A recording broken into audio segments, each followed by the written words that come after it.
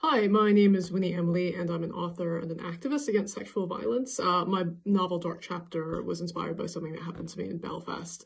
And so I would say that one of my greatest passions would be traveling on my own, whether that's backpacking in a foreign country, which obviously isn't happening at all during COVID, or hiking in the outdoors. I just absolutely love the idea of kind of being on my own in a new landscape, trying to figure out a path.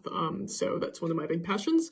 My culture is Taiwanese American. I grew up and I was born in the northeast of the United States, but my parents are immigrants who came over from Taiwan, which is ethnically Chinese, so I would consider myself part of the Chinese diaspora.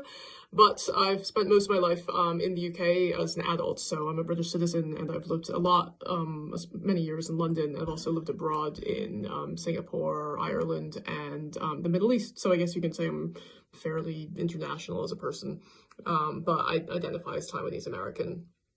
The biggest challenge of being a woman, I would say, it's simply because of your gender and also because of your ethnicity, but because of those factors in terms of how you look, people automatically judge you, and they automatically make assumptions about how well you can speak English or what kind of personality you have or what you're good at or not good at. So those kinds of judgments, which are completely based on bias and stereotype, are things you have to contend with in life as a woman.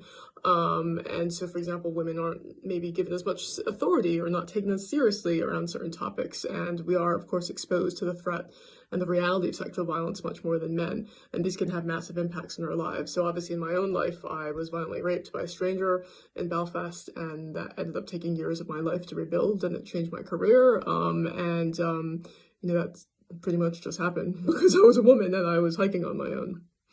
In terms of self-expression, I'm a writer, so I will always use writing as a form of self-expression. Sometimes it takes the form of just scrolling around in my journal. Sometimes it's writing fiction. Sometimes it's writing essays to get published, in magazines. Sometimes it's really bad poetry.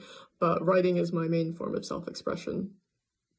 And to encourage more women to feel support from cultural backgrounds, I would always look around the room and try to see, are we inviting women of color to sit at the table and decide on things like policy? Are we inviting women of color to be on stage and give their views and give their insight and perspective? Because I think until you start inviting women of color to be in those decision-making places or to be on those public platforms, there's always going to be the impression that, only men, or certainly only white women, are the ones whose values and, opinions and experiences count. And that's certainly not the case because we live in a very diverse society. And I think just simply by having women of color speaking on platforms, that inspires other women of color in the audience to maybe raise their voice and to realize that their values and their experiences count as well.